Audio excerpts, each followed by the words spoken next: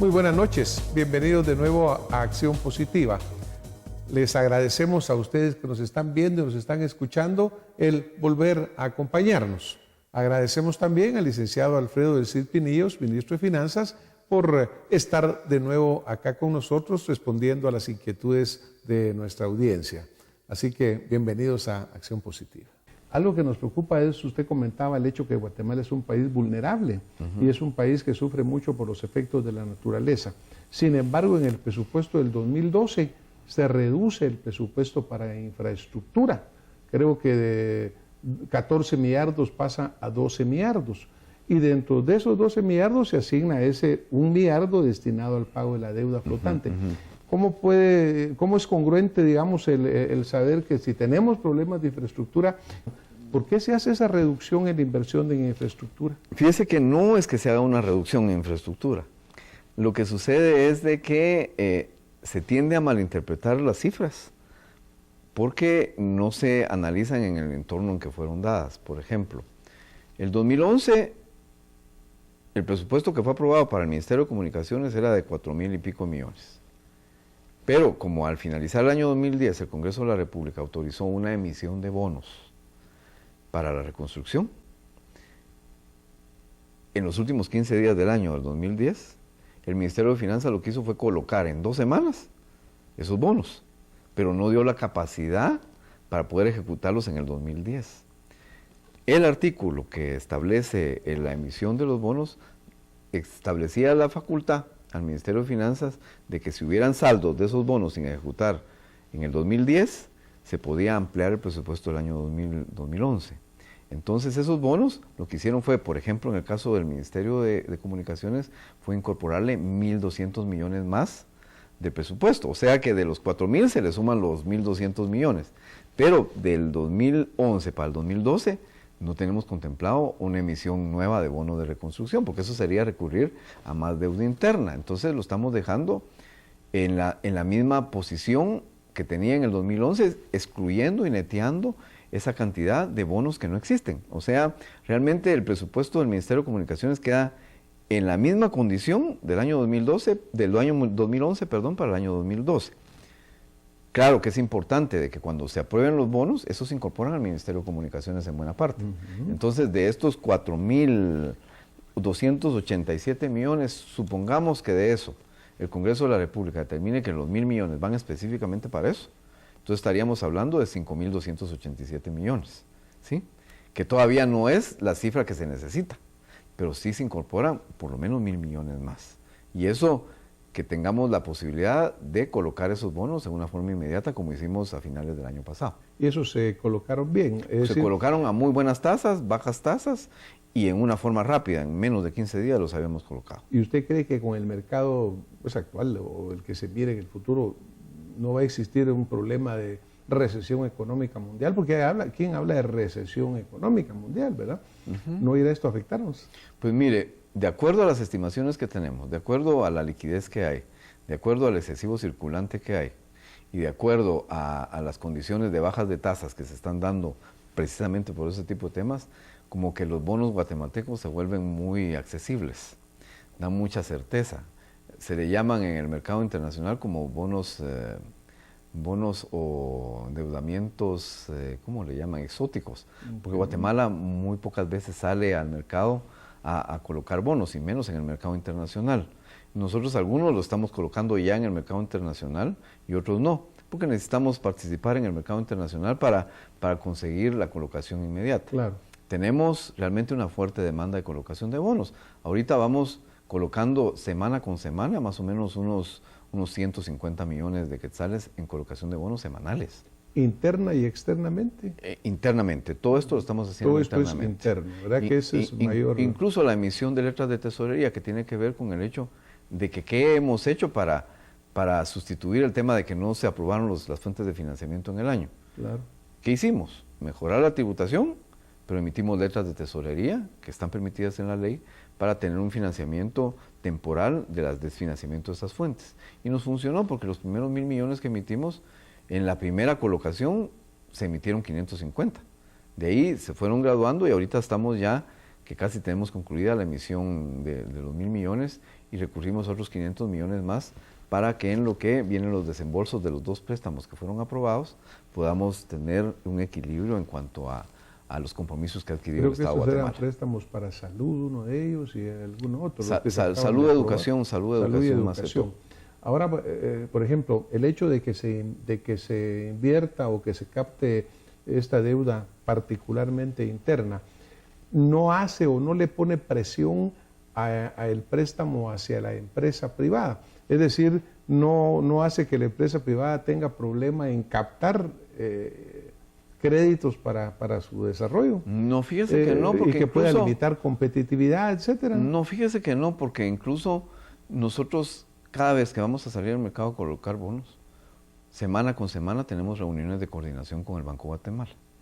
Precisamente medimos el hecho de no impactar en el mercado financiero nacional, sino lo hacemos bien coordinado. Y la coordinación ha sido muy buena porque nos trazamos una meta que hemos cumplido y de acuerdo a la última estimación y a la última discusión en Junta Monetaria, el tema del nivel de crédito que están obteniendo los bancos creció de una forma muy positiva.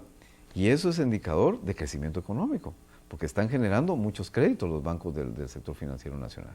Claro, por eso, sí, porque sí existía alguna preocupación de decir, bueno, cuando el gobierno capta tantos bonos, pues esa parte no le llega a la empresa privada, por ejemplo, ¿verdad?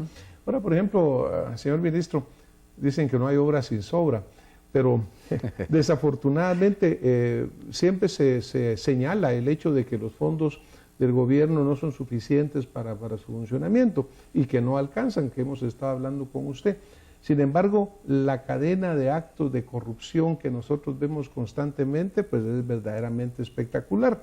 Voy a recordarle algunos, digamos, de los muchos que hay. Por ejemplo, se pierden 82 millones del Congreso que simplemente desaparecen. Acaba de salir que en Champerico, un puerto, se da por perdidos 400 millones. En fin, una danza millonaria permanente, radares por 55 millones que están en desuso y no termina. Si los fondos no alcanzan, entonces ¿de dónde sale tanto para que se roben tanto dinero? Pues vea, doctor, ese es un tema, yo desde la perspectiva de lo que estamos trabajando en el Ministerio de Finanzas, en el tema de transparencia, por lo menos hemos tenido avances muy importantes en el tema de la iniciativa COST. Iniciamos un proceso de transparentar el tema de los contratos de obra pública. Y ahí la Cámara de la Construcción ha sido un factor fundamental en el avance de esta iniciativa. Es más, nosotros empezamos en Guatemala esta iniciativa atrás de los otros 6 países que ya la tienen y actualmente vamos por encima de los 6 países que iniciaron en función de la metodología que se está utilizando y la forma como se transparentan algunos procesos ya dentro de lo que es la rama de construcción. Nuestro proyecto es que este sistema COST, esta iniciativa, pues se amplía hacia otros sectores. Pero estamos iniciando con uno de los sectores que tradicionalmente ha estado señalado por esos hechos, que es el sector de la construcción en cuanto a la inversión pública. Y ahí hay buenos avances. Digamos, la deuda flotante, ¿verdad? Ajá. Digamos, esa deuda flotante, pues se dice que mucha de esa deuda prácticamente no es real, pero usted me cuenta que hay una firma de auditoría que la está documentando, así es, ¿no? Así es. Porque el guatemalteco se pregunta, bueno, ¿cómo es posible que con una deuda tan grande muchas empresas sigan funcionando? ¿No será que cobraron por adelantado lo que ahora quieren cobrar otra vez? Pues vea, mire, eso precisamente es lo que queremos evitar. Y en el 2011, por ejemplo, las normas presupuestarias que planteó el Ministerio de Finanzas sirvieron como un dique para que eso no continuara, porque se emitió la norma de la constancia de disponibilidad presupuestaria que no permite asumir compromisos si no tienen disponibilidad presupuestaria. Eso hizo un detente de que se continuara con esa forma anómala de trabajo. ¿Por qué anómala? Porque la misma ley de contrataciones establece que no se puede celebrar contratos si no existe la disponibilidad presupuestaria. Claro. Ahora hay una norma presupuestaria dentro de lo que es la aprobación del decreto del presupuesto del 2011, pero no nos quedamos ahí. Lo que hicimos fue que la norma nos da una opción legal bien clara, pero lo que hicimos fue modificar los sistemas de administración financiera del ministerio. ¿Y qué hicimos? La modificamos de tal manera que si alguien quiere meter un compromiso de pago en el sistema y elabora el CUR correspondiente, asumiendo que tiene disponibilidad presupuestaria, el sistema revisa inmediatamente si eso es cierto dentro de las asignaciones que tiene la unidad ejecutora. Entonces lo topa, no lo pasa. Aunque diga de que tiene la disponibilidad y va con disponibilidad, pero si chequeamos que realmente no lo tiene dentro de las asignaciones automáticas que hacemos, no se permite. Entonces, es un tema de normas, pero también de sistemas. Hicimos la modificación del sistema para que no suceda eso. Entonces, casi que podríamos garantizar que el año 2011 el tema de la deuda flotante va a ser mínima, porque ya no hubo posibilidad de asumir compromisos sin tener disponibilidad presupuestaria. Excelente. Licenciado, digamos, obviamente algo que siempre ha estado en el aire en la discusión es el hecho de una reforma para verdaderamente pues, cambiar este sistema y, por ejemplo, usted hablaba de la ley antievasión 2, que ya está en tercera lectura en el Congreso, pues está caminando hacia su aprobación. Hay quienes señalan que esa ley antievasión ha perdido muchísimo de su colmillo en el camino y que no necesariamente refleja el proyecto original y que tampoco tendrá verdaderamente los efectos, porque le han quitado muchas cosas en el impuesto sobre la renta o en otras cosas. ¿Es así? Fíjese que es bien interesante la pregunta, porque nosotros recientemente nos reunimos con parte del grupo de los 40, que se denominan, que son economistas importantes que están interesados en que de veras haya cambios en la estructura tributaria del país. Nosotros revisamos la propuesta que nos trasladaron a efecto de poder establecer qué de lo que está en la ley de antievasión no está y qué sí está y qué agregados hubieron. Lamentablemente el acercamiento fue muy cercano a que ya está por aprobarse ahora en el Congreso de la República, y al hacer la revisión muchos de los temas que ellos nos están planteando están incluidos en la ley de antievasión. Incluso hicimos la reflexión, como esta ley de antievasión viene de las recomendaciones que hizo la Comisión Técnica del Pacto Fiscal, todos esos elementos se incorporaron al tema de la ley de antievasión que está en el Congreso. Y se le hicieron unos agregados, que es lo de la factura especial, el tema de incorporar nuevamente la base tributaria del impuesto al tabaco, el tema del papel protocolo y otros temas que se incorporaron en la ley de antievasión que vinieron a fortalecerla. Y que en el ínterin, pues el grupo G40 pues no estuvo dentro de eso, porque esas fueron incorporaciones que se hicieron. Al compartir con ellos estos criterios, pues ellos plantearon de que hiciéramos un análisis y lo discutimos conjuntamente con algunos señores diputados del Congreso de la República, precisamente el día de ayer, y les planteamos de que nosotros consideramos que la ley de antievasión como está ahorita sí cumple el objetivo que nos habíamos trazado, que necesariamente hace falta incorporar algunos otros elementos, como por ejemplo el capítulo aduanero, sí es cierto, pero el capítulo aduanero se retiró del Congreso de la República a mediados del año 2010. Yo cuando retomo las finanzas públicas, que fue el 14 de noviembre del año 2010, pues me encuentro con que ese capítulo ya lo habían retirado de lo que era la ley de antievasión, porque la revisión técnica que se había hecho determinó que habían algunas situaciones que generarían algunos problemas en materia de contradicciones con otras leyes. Se hizo una nueva revisión y esa nueva revisión pues ya deja muy bien definido lo que sería la primera ley de aduanas en el país.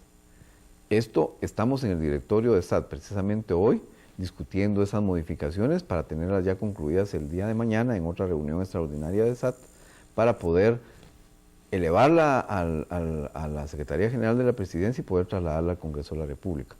Hemos avanzado en eso. La ley aduanera la hemos definido muy bien, está muy clara la forma como se está trabajando, se ha conversado con el sector privado de estos temas y esto pues se va a trasladar porque es importante para el país. Guatemala es el único país centroamericano que no tiene una ley aduanera. Sí, y esto es importantísimo. Por eso hemos hecho un análisis. Imagínense, de mediados del año 2010 para acá, se ha venido haciendo análisis, se ha discutido con el sector privado, se ha discutido con las distintas entidades. Además que en el seno de la comisión esta de defraudación aduanera que tiene instalada la vicepresidencia, pues hemos discutido mucho de esos temas, cómo vamos a actuar. De ahí los operativos que se hicieron en Puerto Quetzal y se están haciendo en Santo Tomás de Castilla, que están permitiendo, con las herramientas legales que se tienen, mejorar la tributación mes con mes en materia del tema aduanero.